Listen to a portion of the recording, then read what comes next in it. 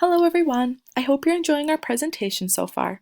My name is Elizabeth Russell and I'm going to be taking you through the final chapter of our text titled, What Does the Text Inspire You to Do? This final chapter of our text was about text-dependent tasks. Most of the textbook centered around text-dependent questions, but this specifically talked about what you do as a kind of culminating product with your students. Text-dependent tasks provide the opportunity to demonstrate student thinking, to help them understand the text on a deeper level, to find support through their thoughts and answers, and it teaches them how to cite textual evidence. In order to succeed in this final text-dependent task, students must be able to understand what the text says, how the text works, and what the text means, which were the other chapters covered so far in the textbook. As you can see in this graphic to the right, this is a great image of how critical reading requires active reading. Active reading entails asking questions and effective note-taking, which helps to avoid plagiarism. Active reading results in deep understanding, evaluation of ideas, and the identification of implications for professional practice. Critical reading is focused by the purpose of reading. The purpose of reading can be determined by an essay topic, a research question, or a previous reference. We will continue to dive deeper into those things, but that is a great graphic to kind of lay out the basis of critical reading. This quote from page 140 of our textbook kind of summarizes the entire purpose of text-dependent tasks. Learners need the space, opportunity, and time to interact with text, concepts, and one another in order not only to create products that reflect their knowledge of the content presented, but also to demonstrate how they have transformed their knowledge by making it their own. And that last part is the most important part. How are the students going to take what they've learned and make it their own?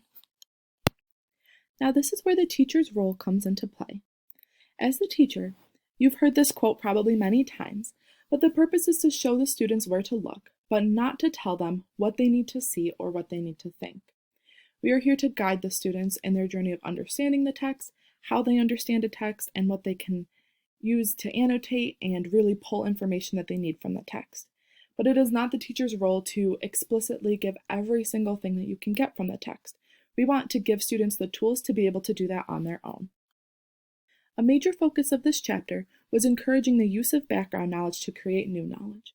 Not every student will come to the table with the same background knowledge, but it is important to help scaffold from their background knowledge in order to really help that new knowledge make sense to the students.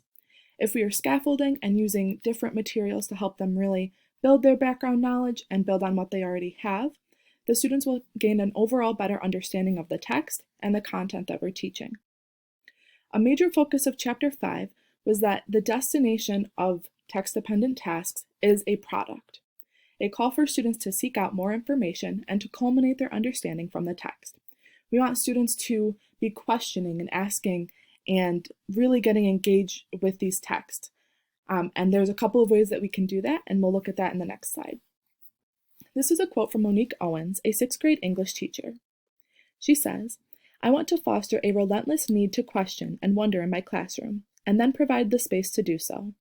I want them to see that good books leave us wanting more and wondering more, and that we can and should act on these instincts." This is a great view to come from as a teacher. You want your students to really be engaged and so wanting more from these books that you're giving them. The rest of Chapter 5 focused on some of the products that you can use in your classroom to help your students investigate more, to answer their questions, or to kind of put together their culminating understandings from the text that you've read. The first of the mentioned products is a presentation. Presentations help to teach students many different aspects of tone of voice, how to create a presentation, which works with multimedia formats, public speaking, and allows them to do research and have them present that research that they do. It also helps them to learn how to do accurate research and find real information from real sources. Presentations are a great idea to help students get over some of those fears from a younger age. The second option that was listed in the text is writing from sources. Grounded writing prompts move students from text interpretation to action inspired by the text. The focus of this chapter was how do you have students feel a sense of action and inspiration from what they have read. And when you have really good writing prompts that are not just, what does the text say? We want to move students beyond that to really feel inspired by the text. How does this impact them? How did this impact the people in the text? However, as you create your writing prompts, you do want to make sure to maintain a focus on the text. We want to always be grounded in the text and move on from there. The third bullet on the writing from sources has a link to the Literacy Design Collaborative, which was recommended through our textbook that has a ton of resources, including writing prompts for ELA, math, all kinds of different subject areas and specific content questions. There are all kinds of texts that already have writing prompts developed for them. So if you are, especially if you're an English teacher and you want just a quick prompt to kind of check it out, that is a great place to look. The third one that they mentioned was investigations.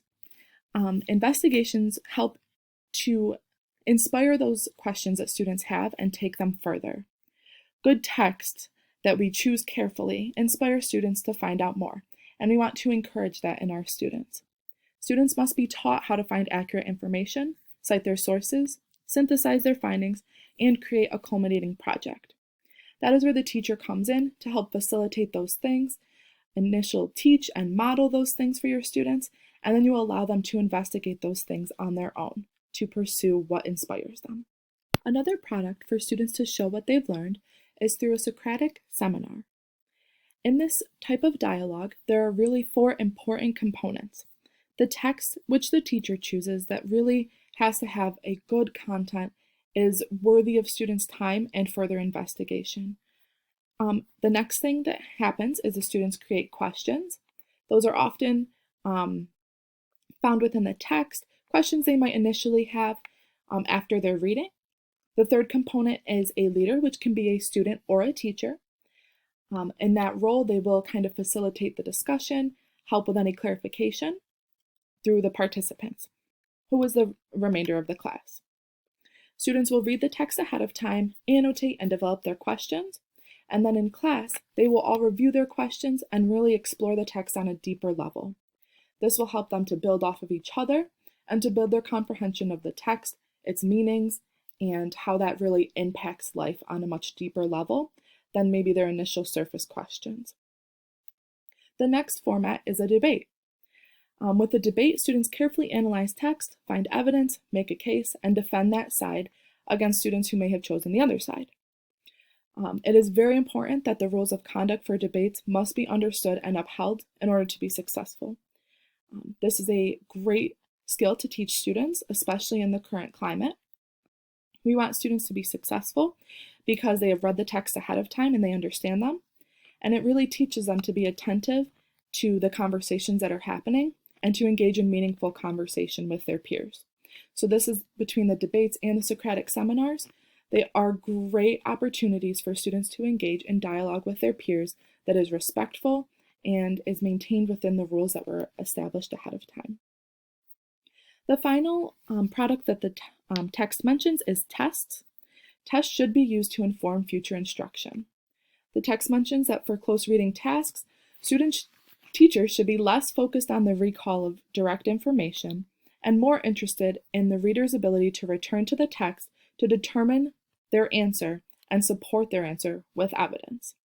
This is what we've been teaching throughout this TDQ presentation, and this is really what the authors find is the most important thing for close reading tasks. I wanted to close with a final quote about tests that I really think reaches even farther beyond what we talked about today. From page 181 in the textbook, it says, "Good tests allow teachers to understand students' thinking. Incorrect responses are not just random collections of answers, but rather inform the teacher about students' misunderstanding. These diagnostic distractors, even on a summative assessment, can be used to guide the instruction teachers provide later in the year." So it's important that if you're using tests, that they are helpful for having students use the skills that you're currently teaching them, and that you're using that to inform your instruction. Thank you so much for viewing our presentation. At this point, we would like to ask you to circle back to your original Padlet post and update it with either 2 new things that you learned or 2 things you would like to implement in your future or current classroom. Thank you so much again. Bye.